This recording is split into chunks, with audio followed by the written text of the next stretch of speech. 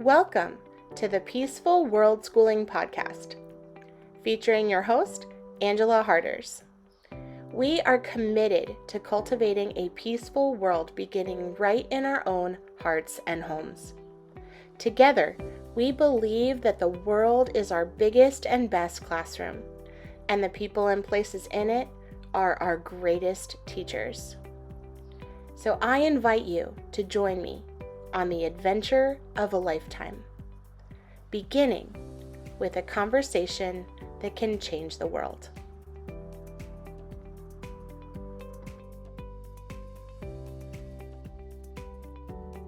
Today's episode of the Peaceful World Schooling Podcast is brought to you by the book Tales of a Toxic Teacher: Exposing the Cycles of Abuse Within Our Schools, written by Angela Harders.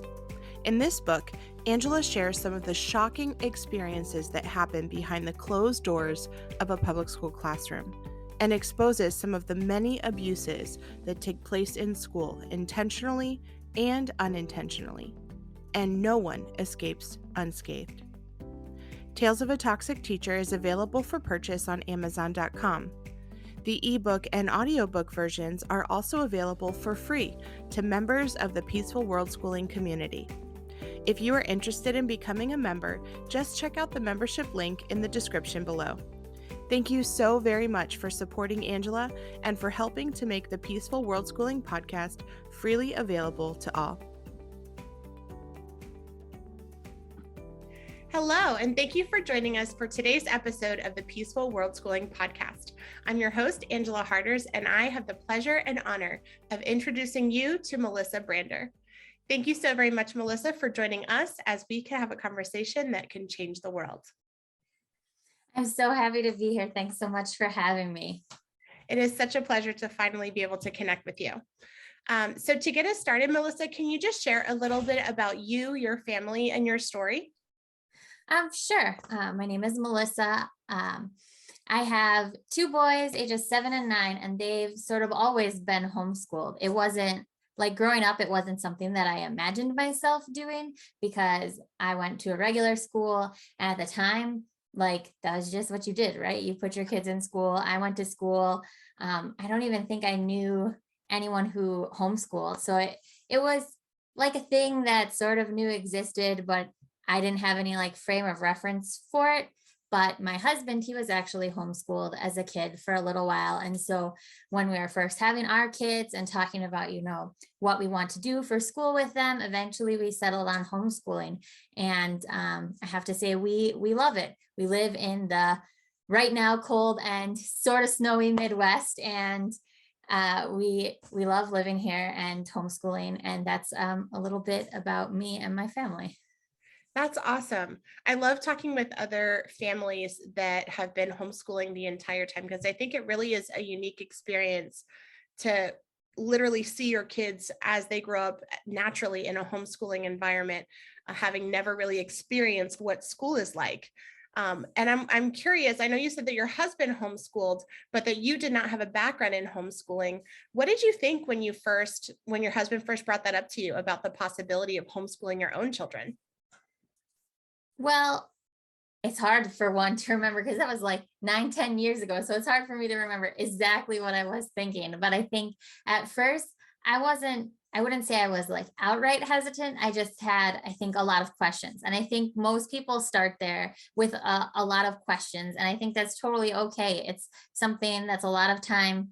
If you don't have any experience with it, that's how we learn more, right? By asking questions of other people who are homeschooling and connecting with different resources and reading about people's experience homeschooling and things like that. So I'm like I love to research by nature. And so I sort of like when we approached the conversation, I just sort of like read as much as I could get my hands on and, gradually became more and more, not just okay with the idea, but something that I felt like excited about.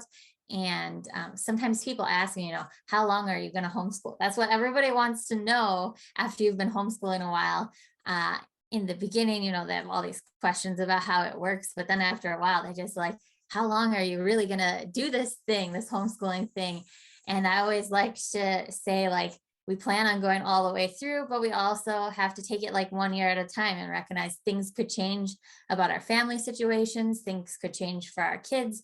And so that's kind of the beauty of homeschooling. What homeschooling taught me is sort of that flexibility, which is another reason we had initially considered homeschooling. Is when my kids were younger, my husband worked a job where he had mandatory Saturday work all the time. Like 52 weeks of the year, he would have to be there on Saturday.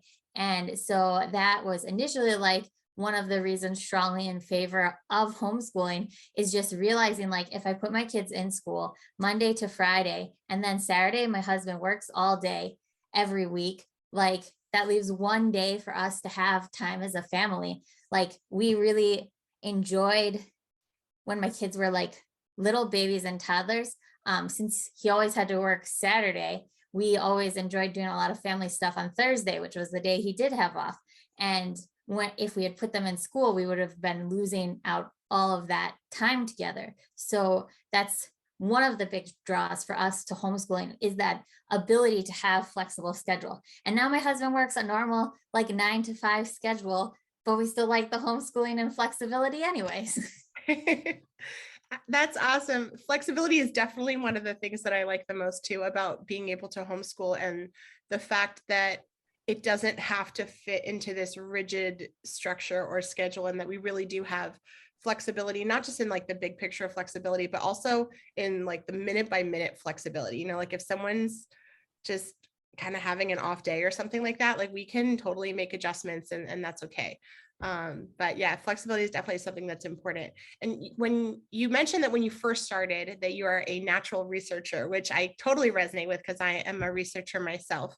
And I'm curious, what were some of the resources that you found to be really helpful as you've been on your homeschooling journey?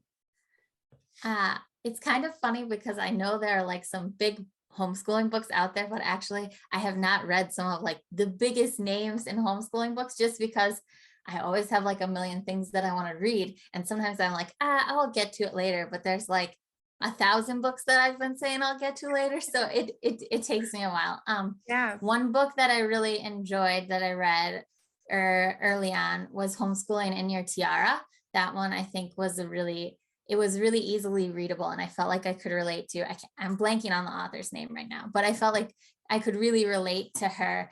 And also, the state that I live in, Wisconsin, has a really strong homeschool organization. And so their website had a lot of great information that I could read and connect with, and like questions about not just what it's like to homeschool here, but also just generally about how different people homeschool and things like that. So I think like leaning into like sort of local resources, and then after I like the big state organization, but there's also like, local homeschool groups. And so I think joining some of those and learning from other homeschool parents there, even when I was little, even when my kids were like, when my oldest was like 4, we were part of a local homeschool group. And so like connecting with those other moms who are farther along on their homeschool journey than I was, seeing how all the different ways they homeschooled and all the different things that they did with their kids and asking them my questions, I think that's really valuable. Like I love to read, but I also think there's a lot of value in those connections that we make with other people, and them, even if you're not taking the exact same path as them, even if your homeschool life is going to look different than theirs, you can still learn from the things that they share, and kind of form your own ideas about what might work for your family, what won't work for your family, because sometimes knowing what isn't going to work is just as important as knowing what is going to work. So I would say those are the resources that I really leaned into when my kids were younger. Thank you so much for sharing that. And I think just as much as, reading, I love to read. And so I like to be able to learn through reading, but I really appreciate you mentioning that not just the book knowledge is important, but also having those connections with people in real life. That truly is what makes the difference, I think, in homeschool, and being able to have that community of people that we can partner with, and people that we can learn from that are maybe further along in the experience than we are. And we can kind of talk with them and process our own thoughts or fears or feelings about whatever we're going through in that moment.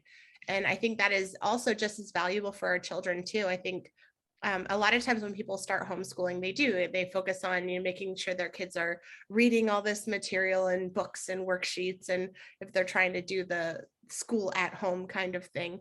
But also recognizing that our children also benefit from having those connections with people in the community and building relationships and learning from others in real life experiences. That is where there's so much value in that practical learning aspect. Yes, and I think like a unique thing about homeschooling is that like you sort of have to seek it out, right? It's not something like if you sent your kids to school, like there are other parents sending their kids to school, and it's kind of like community of other parents that you can connect with is already there for you, pre-built in. But with homeschooling, you really have to figure out a way to seek out those communities for yourself. And sometimes you'll learn that a community isn't a good fit for you because there are so many different kinds of homeschool communities and so many different kinds of co-ops and like there's a whole spectrum. And so sometimes it might take a little trial and error to figure out what works for you. And maybe something will work for you for a while, but then it doesn't work anymore. And I think sometimes we can get kind of stuck because something that worked in our homeschool worked for a long time and it was really good. And then sometimes it stops working and we hold on to that memory of what it was like when it worked, and it can make it hard for us to move past and recognize that what we're doing isn't working anymore and to move on to whatever is next after that. So I think like not just that like flexibility and schedule, but also it's kind of retraining my brain how to be more flexible with my family and not necessarily say like, oh, this thing worked great for 2 years. Every day we did this for 2 years. And then like dragging through like another 6 months of it after it stopped, like that doesn't help anybody. But sometimes it can be hard to let go of what worked and let you and your kids move on to the next stage of things, right? Because they can't stay the same things that you're going to do with a 5-year-old are not going to be the same things you're going to do with a 10-year-old. And so learning to recognize when you're in a situation or when you're doing something in your homeschooling that just isn't working anymore is a really valuable skill, not just for you as a homeschool parent, but also to show your kids to help them prepare for their adult life when they'll need to be flexible about the various things that are happening around them. Absolutely. I totally agree. And I know you've talked about doing things in different ways, and even as a family yourself, that you have the flexibility and the freedom to experiment with different styles and change things up. Like you said, if it's not working, you can always change. And so I'm wondering I like to ask people that come on, especially that are homeschoolers, what their homeschool style is, or what does homeschooling look like in your home now? I would say right now, we're semi-eclectic, I would say. Like we use a curriculum. I don't piece everything together myself. Usually I get a lot of the curriculum that we love from Timberdoodle, and we sort of have fallen into this routine. We're using a loop schedule right now, which if there's anyone listening who isn't familiar with a loop schedule, basically we have the things that we want to get done written down, and then we sort of do those things like in sort of a circular pattern, I guess you could call it. We start when we're doing school, we like sort of start with what's at the top, and then we go down, and wherever we're done, when we're done, we just stop there, and then we pick it up at the bottom from wherever we last left off. And then when we get to the bottom, we start over again with the top. And so we've tried so many different things, but we found that like having that loop schedule really worked well for us because it gave us a lot of flexibility, but also still some structure. Like when we had no structure, that was not good for anyone.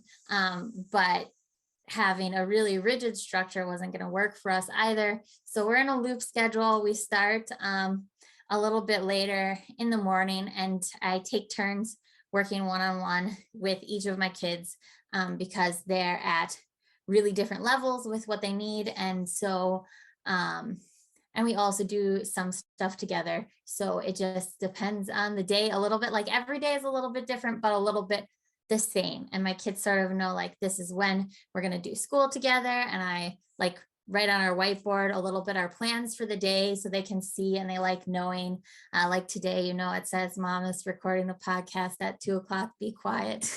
um, so like they like knowing and planning ahead of time, and seeing what's up for the schedule. And so that's kind of, it's in like this rhythm where we move through the things we need to do and we want to do, but it's not like, oh, we have to get this, and this done every day.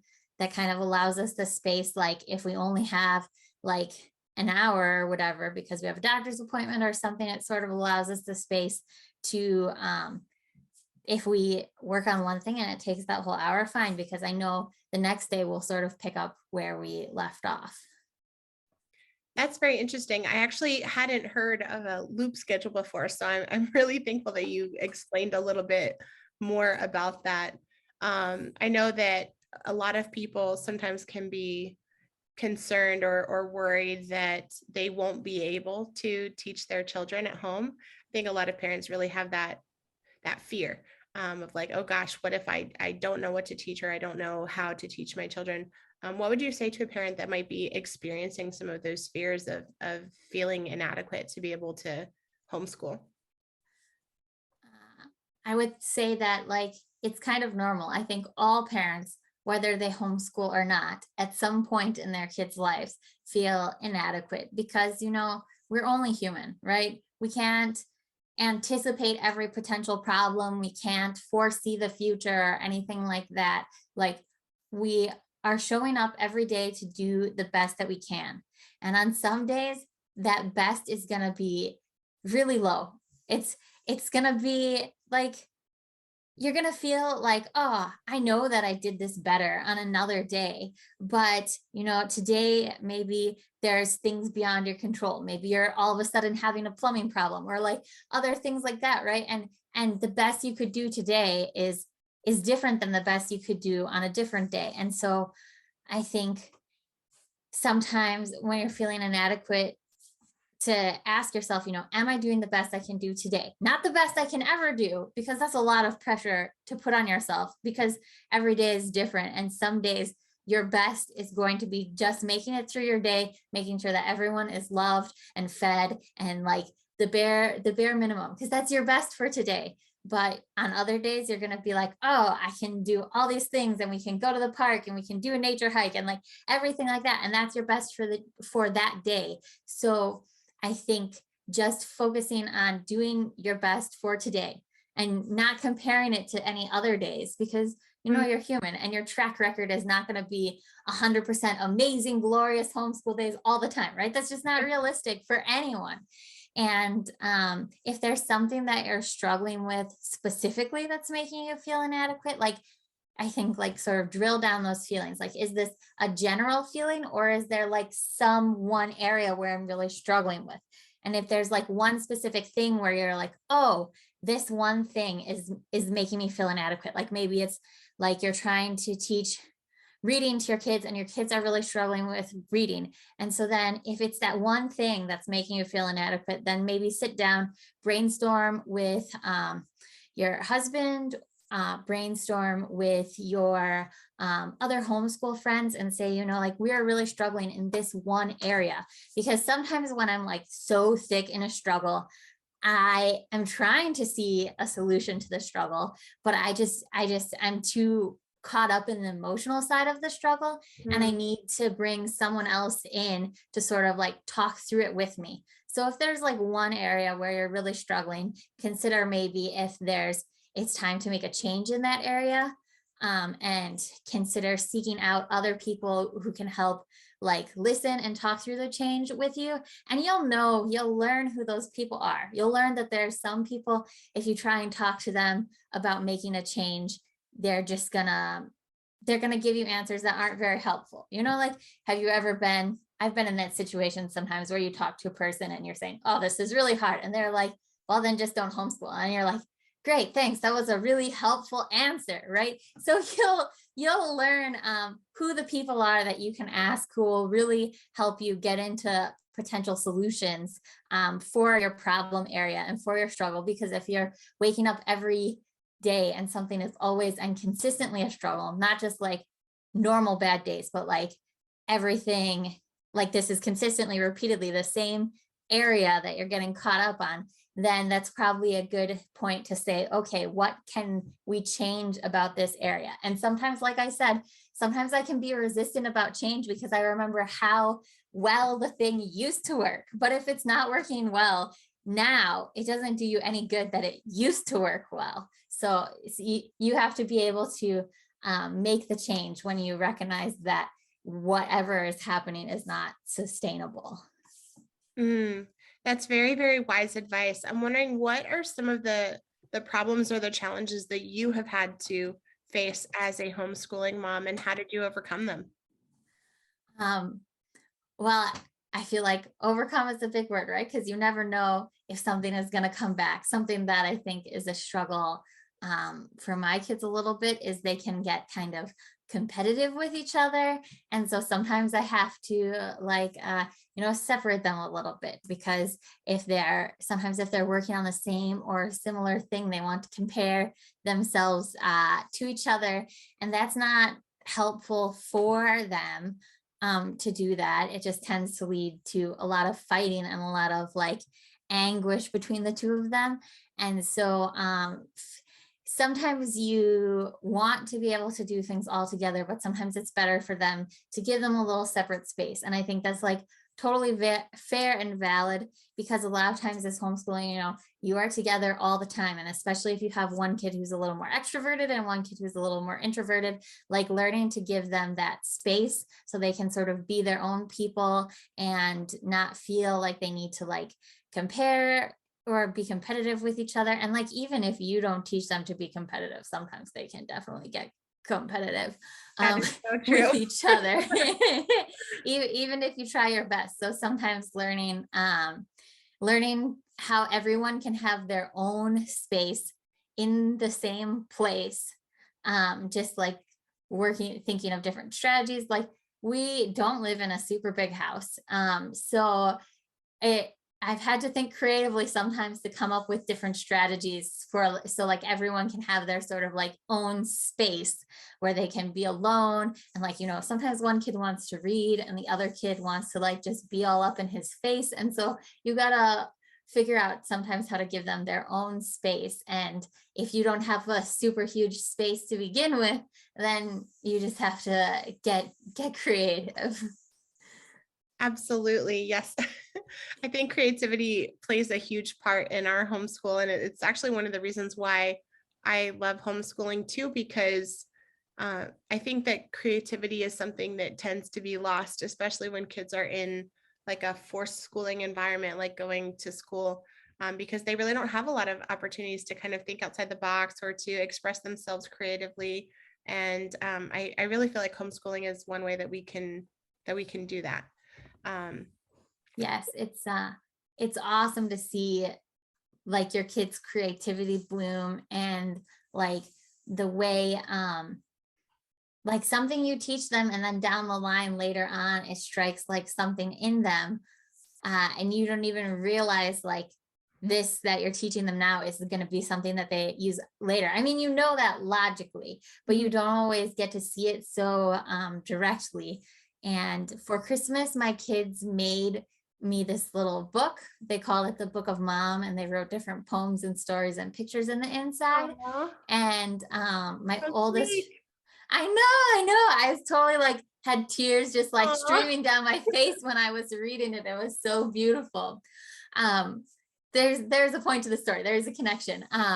But one of the things that they put in the book is my oldest wrote this little story, and it was like a legend. And it was like a man had 7 sons, and he told his sons to go find the most beautiful house that they could in the world. And the first son came back with a mansion, and it was so beautiful. And the second son came back with a mansion even more beautiful than the next. And eventually the 7th son comes with a picture of our house, and he said this is the most beautiful house in the world because the mom who lives there is special to her kids. I know. Oh my gosh, that is like the sweetest story I've ever heard. I know.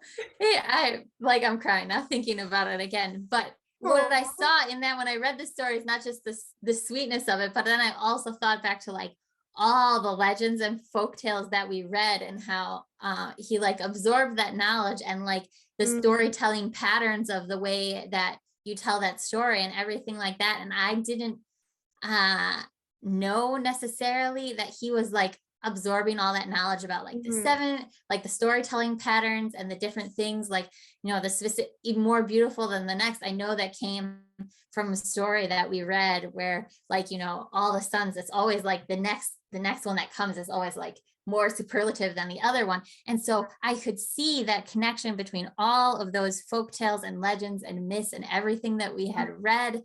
And then he was putting it into action on his own in the story that he wrote for me. And that's one of the like most rewarding parts of homeschool is sometimes the small things that you don't even recognize, but then later on down the line you see how they took all that and put it together in their brain and made something completely their own of it. that's brilliant. That is absolutely brilliant.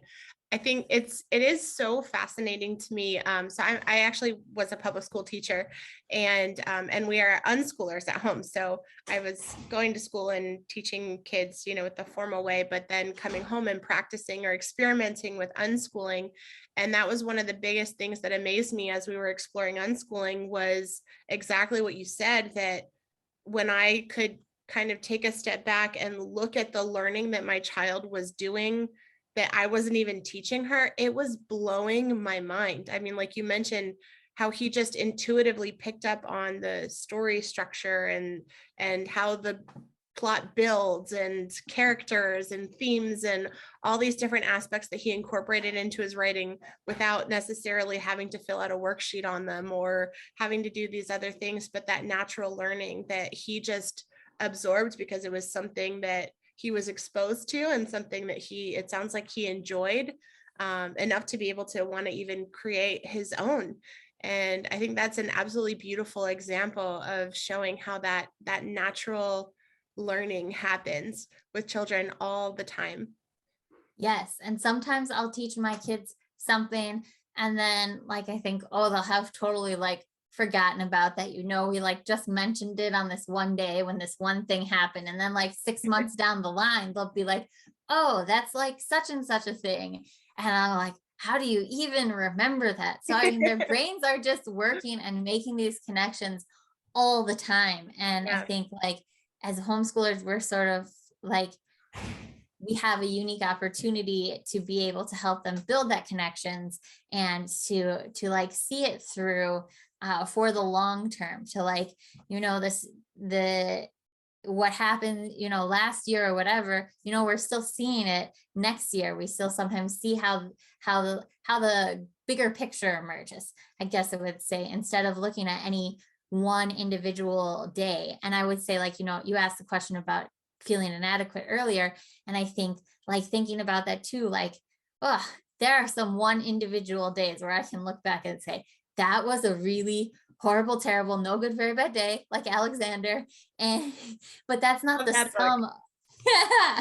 That's not the sum of the whole of our homeschooling experience. I know it is so much more than the bad days. It's there's such a bigger picture and there's so much bigger work going on than that.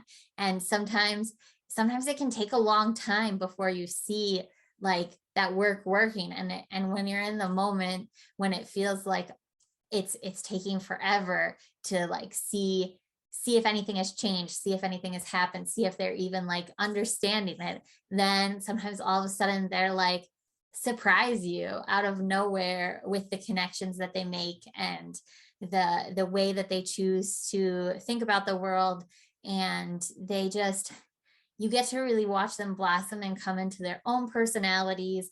And of course, like I have two kids, and I'm not going to say I did everything the same with both of them because that's impossible, right? They're different people. But to watch them come into their own personalities and their own distinct, unique human beings it's really something cool that I can see you say, oh, last year my 7-year-old wasn't doing this, but this year he is. And I got to watch that progress from that time when I didn't think maybe that he was ever going to get it to where he is now. And seeing that progress like in front of you, it's a very special gift that I don't take for granted. Mm, that's a great way to put it. I think being able to be a part of watching those like light bulb moments for our kids and truly partnering with them as they're growing up is such a beautiful, beautiful gift. And I wish that more parents would be able to have the opportunity to experience that, and being able to be a part of sharing life with their children. Because I see so many of, my students that they would be in school all day and then they would get home, and a lot of times their parents are still working. And then when their parents come home, it's like dinner, and then we fight about homework, and then they go to bed. And it really doesn't provide a lot of opportunities for having quantity or quality time with one another. Yeah, I think the blessing of time, the gift of time is like Mm-hmm. something that's so precious. And I Yeah. think it's just like I know my kids would be okay if they were in school. They would have a different life, a different experience, but they would be okay. But I am so grateful for all the things that we have experienced in homeschooling all the time and everything like that, because this is sort of just, it's kind of changed the culture of the way that I even think about family Mm, and what it means to be family and spend time together. And it's changed. Homeschooling has changed my brain and the way I approach things. And it isn't always easy, but any life that we were to live anyway would have its hard parts, right? It's not necessarily like, oh, you're gonna homeschool and everything will be a magical rainbow unicorns all the time, right? You're gonna have your hard days still. It's just kind of like you get to choose your hard. I mean, you don't choose all your hard. Some hard just gets put on you. That's beyond your control, but um we do have choice sometimes, about what the hard things are. It's like if you tried to climb Mount Everest. That is a hard thing to do, and you have to train for a long time to climb Mount Everest. But that doesn't mean that it's not worth it. Like if it's something that you've chosen and you feel committed that it's what's best for your family, then you can get through the hard parts together. absolutely. That is so true. Um, and you mentioned about getting through the hard parts together. And I know you're speaking about, your family, of course, but I'm wondering about how you can create community, or do you have like a homeschooling community that you partner with? We have been a part of the same homeschool group since my youngest was 4, and it looks different over time. Like new people come in, and sometimes you're close with someone for a while, and then they move away, or things change, or things like that.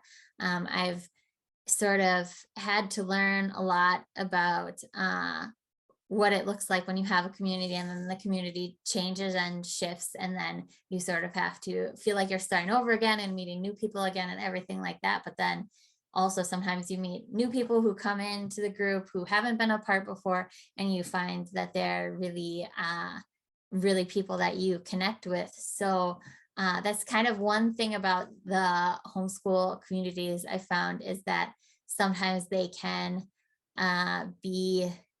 they can change a lot. Like there are people who have been in our community, I know, a long time, but then there are also people who like were there for like a couple of years, and then like one day they're just gone, and you don't always know where they went, like, or Mm, if they moved away, or if their kids put their kids back in school and everything like that. So I think uh learning a lot to be open to meeting new people, and like just experiencing it differently. Like I would say every homeschooler that I've ever met has taught me a little something different, either about myself or about homeschooling or about life in general. And I'm really grateful. There are sometimes people I met when we were first homeschooling that I've lost touch with or whatever, and I think about them sometimes, and they were in my life then for a reason, and they've moved or just been in different stages of their life. And so you just sort of learn. Sometimes you have to learn how to, what's the word I want? How to just to get to know new people too, and bring new people into the community, because especially like new first time homeschoolers who haven't homeschooled before, they have a lot of questions, and then you have to remember what it was like for you when you were new and all the questions you had, and try and think about how you can welcome them into the community as well.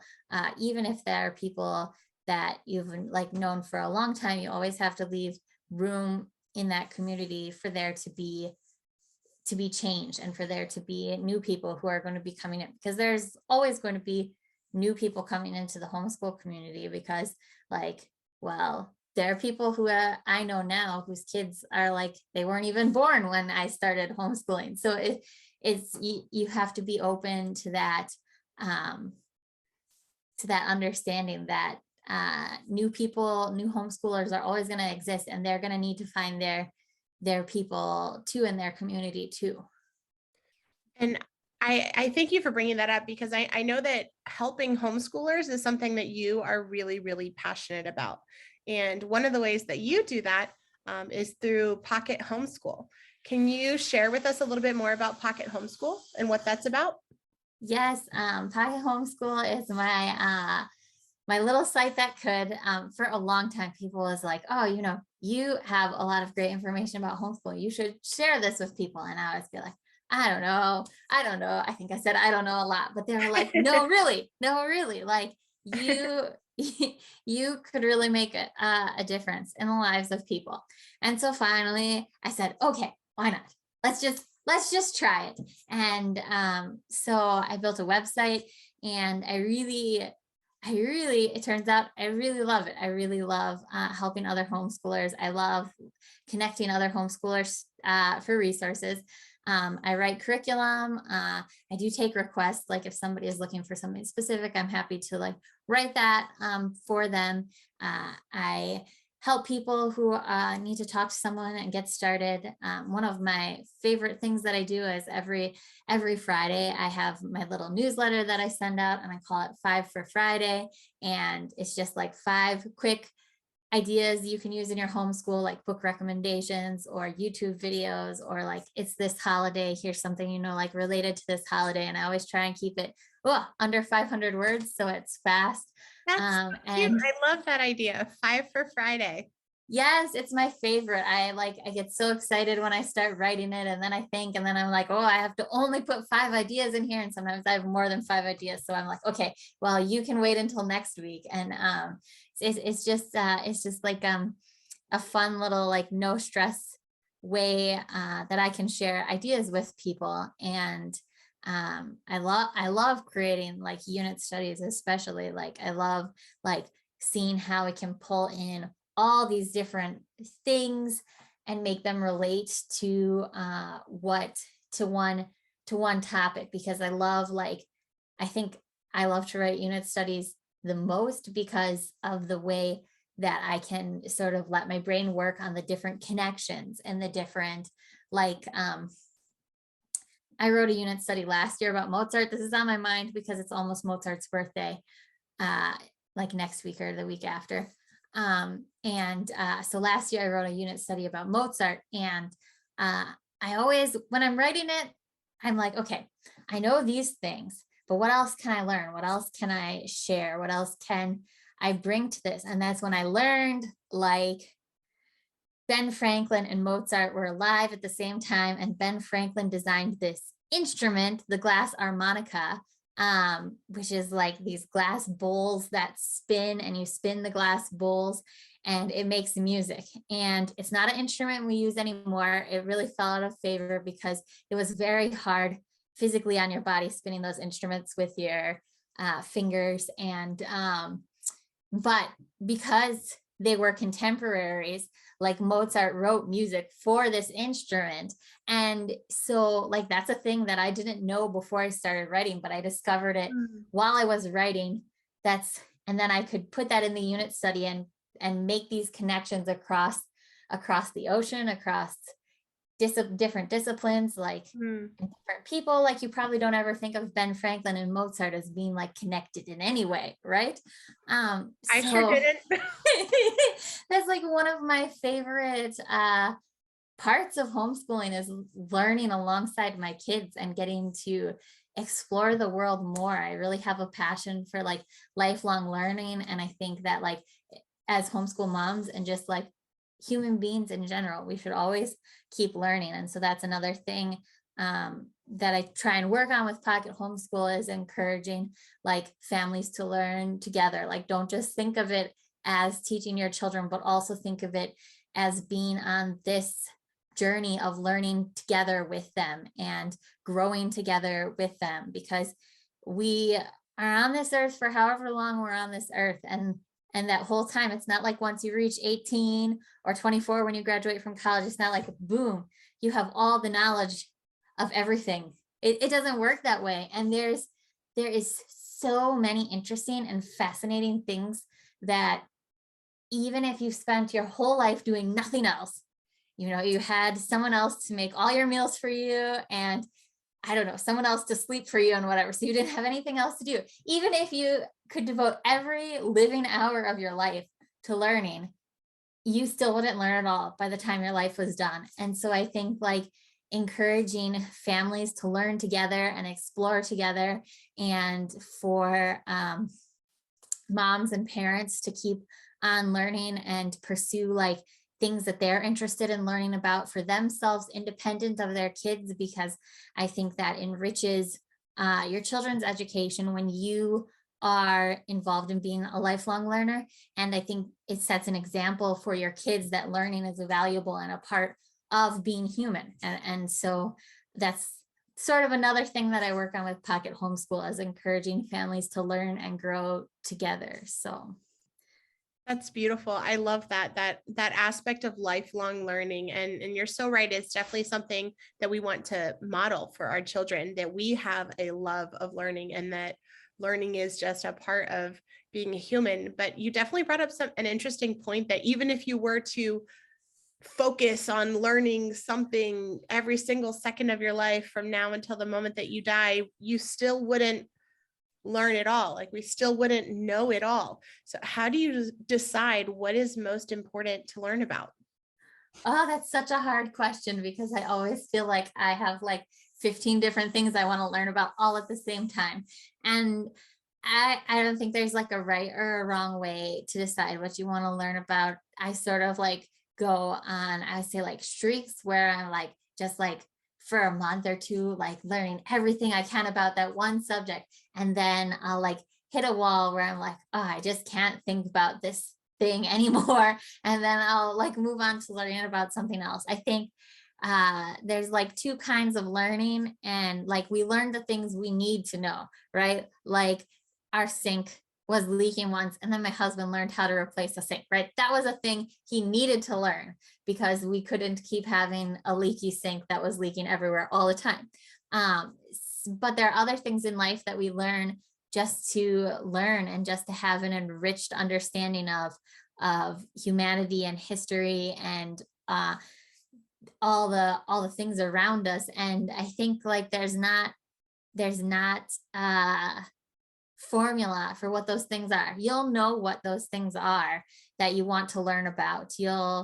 Sometimes they come to you in the most random of ways. Like you'll just like be, I don't know, listening to a podcast, and you'll hear somebody mention something, like maybe, because I mentioned the glass harmonica earlier, maybe somebody will hear that and be like, oh, I'm really fascinated in this glass harmonica. And then they'll spend like a month learning about the glass harmonica and all the history of it, and watching YouTube videos of people playing like one of the only two, or it's a very small number of them that are left. And so it's sometimes just like you have that spark, and if you can listen to that spark inside your head, inside your brain, that says like, oh, this is something that I want to learn more about. I think everyone starts with that spark, and sometimes we just ignore it because we've been gotten these messages about how, like learning, you learn when you're a kid and then this is done like that. But I think if everybody, has something that interests them, and maybe that thing that interests you is not the thing that interests me. Maybe I am never going to study plant botany in depth, but for someone who loves nature and plants and everything like that, that's going to be the thing you're going to want to lean into and learn more about. So I think, we all have sparks, like things in our lives, like books we read or like TV shows we're watching, and they'll mention something and you'll go, huh, that's interesting. I want to learn more about that. And so if you just listen to when you have that, oh, I want to learn more about it spark, you will never run out of things to learn about.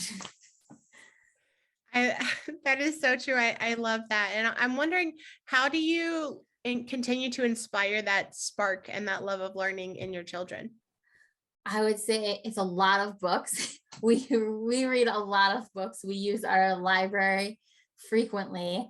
And I think that's a big part of it. And just like not being afraid to introduce them to different things, because you never know what's going to be that thing for them. Like, I think if you think about when you were a kid and the things that you really, the things that you really loved and enjoyed when you were a kid, right? They were unique to you. And if you pay attention to your kids, you'll see what are the things that make them have that sort of like, I want to learn more about this spark. And I know you're an unschooler, so you probably witness that all the time in your kids. You can see that like wheels turning in their head, and you can see when they're really interested in something, right? That's the thing about kids, is they, like, adults can fake being interested in something, but kids haven't really, like, that's like a learned skill, right? Kids tell you what they think. And so they're really honest with you, and you can tell when they're excited and interested in something. And then when you notice that, you can help them find more. You can, reach out to your resources. You can get books from the library. You can say like, oh, if they're interested in something and like a local museum or whatever, like has an exhibit on that, you can take them there. You can look for podcasts. Like, there are so many ways to go deeper once you have noticed. And so I think for like your kids, like just you observing and noticing them, and then helping connect them with the resources that they might not be able to connect themselves to. Like, they can't take themselves to the museum. Well, I mean, if they're a teenager, they can take themselves to the museum, but like your younger kids, they can't do those things on their own. So you can help connect them with the resources to go deeper in the things that they're passionate and excited about learning. Absolutely. That's definitely one of the most important aspects, especially when you're an unschooler, because a lot of times I think people have this impression that as unschoolers, we're just kind of like, hey day, we're just not going to do anything and, do whatever. But no, it really, being an unschooler requires us to be intentional about providing opportunities for our children to pursue their passions, just like you mentioned. And it takes a lot of work to look up and find, resources and books and videos and movies and people and museums and all these different things in the world that are available, and to be able to research those things, especially when our kids are young. Like you mentioned, at high school they can do a lot of that research for themselves, but when they're younger, I spend a lot of time really looking for and trying to find those opportunities for my children to pursue their passions and to be exposed to a lot of different things so they can figure out what they're passionate about. Yes, it's like they won't know if they aren't exposed to it. So sometimes, like, even if they end up like hating something, like that's something you learned. You're like, okay, like there is some amount of this that you might need to know for life, but like, that's it. You can know the bare minimum. You don't have to go 10 levels deep on your knowledge of that. Like, I know the basics of how a plant works, but I probably don't need to go like 10 levels deep on all about plants. And I could if I was interested, but it's with that with our children too. Like, that's one of the things about homeschooling. I think when you are really committed to doing it for the long term, is just being an intentional observer of your child, of what they need, of what they're passionate about, and of helping to connect them to the world. Like, they don't know things about the world when they're born. That's it's kind of our job to sort of guide them and help them to ever expand and grow in their knowledge at their level. Like, what I would give my 7-year-old if he was interested in something is different than the resources that I would give my 9-year-old, because it's important to help them at their level and help them with what they need where they are. And so just there's so much that can be learned in homeschooling if you are just willing to observe your children with intentionality, and to think about the way that you want to teach them and the way that you want to help them learn. And you get there, it might not seem like it when you're just starting out. It might not seem like it because it might feel overwhelming, but if you think about it, you have been intentionally observing them since they were little, right? When they were ready to walk, you helped them through that. You got them things that they could stand on and push and everything like that, so that they would learn how to walk. And so you have the skills already to intentionally observe your children, and it's just bringing those skills into their later years and helping connect them at every level that they're at. As they grow and increase, they'll be able to be connected to harder, deeper, richer material. And it might seem overwhelming, but you don't have to do all the homeschooling years all at once. You are just doing what you are doing right now. And you like, someday, if you're still homeschooling your kids in high school, like, it will look different in high school than it did when they were younger. They're going to be able to do more. They're going to be able to have more resources. And but it's not to say don't plan, but also you don't have to have everything figured out for what's coming next. You can help be with them where they are at this level right now. And that's hard if you're type A like me and like to plan, but it is possible. Yes, that thought right there was one of the things that just took a huge weight off of my shoulders. When I first started homeschooling, I had a lot of fears and anxiety because, I dove right into unschooling and wanted to give it a shot, and I wasn't sure if it would go terrible, or if we would love it. I had no idea what life as an unschooler would look like. And I can remember feeling, just like you were saying, like, of wanting to plan out the end goal and not really sure what the end was going to look like. But I think I was able to really rest in the fact that whatever we were doing for today, I was just going to do what was working for today. And just focusing on the short term. Like, okay, we're going to try this for 1 year. I can try anything for 1 year. And if it goes great, awesome. And if it's terrible or something's not working, we can always change. Like you mentioned, going back to that flexibility. And so I think that's really wise advice to just kind of focus on the now and providing opportunities for our children right now. As we're talking about passions and interests and stuff, I'm wondering, what are your children passionate and interested in? My 7-year-old is very interested in animals. He loves animals. He adores animals. When we're going over to other people's houses, he gets more excited to see the animals than the people. I'm really allergic to cats and dogs, so we don't have any animals of our own, but he is like all about the animals. And he's like, my sister-in-law was going on a trip, and he's like concerned. He's like, who will take care of her cat while she's gone? Like he's asking Aw. me, and I had to like text my sister-in-law and say, like, he really wants to make sure that your cat is taken care of while you're gone. So can you tell him your plans so that he knows that your cat is taken care of? He loves animals. And my older son, my 9-year-old, is really into, like, he likes the myths and legends, like I was talking about before, but he's also really into science and learning different things about the way things work, and like the weather and minerals. Like he loves the periodic table, and he loves thinking about like all the different minerals and how they make compounds. Like we were doing a science experiment yesterday with acids and bases, like where you make the liquid out of cabbage, and you add it to different other liquids, and it'll turn different colors depending on whether the liquid you're adding it to is an acid or a base. And like he, of his own volition, after that, like drew pictures of all the cups that we had added it to, and went and got one of his molecules book and like looked up the molecules, like so he could add that, draw that, write the proper like chemical notation. And this is like above and beyond, like, Yeah, I'm thinking of like, that does is different not things. 9-year-old work. Like I have high schoolers in chemistry class that would not be able to do that.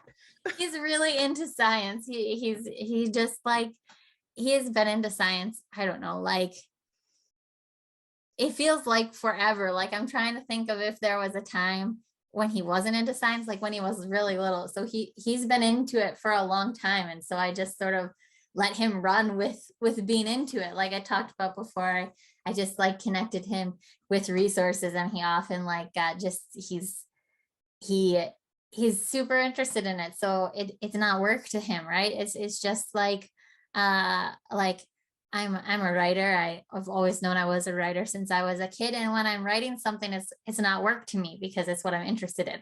And for him, science is that way too. It's not work to him. He enjoys figuring out what the chemical compositions of art and stuff like that. And to me, I'm like, oh, I enjoy science, but I don't enjoy science that much. But he does. So why not let him run with it? So True. And like you were saying before, we all have our own unique talents and interests and passions, and that's okay.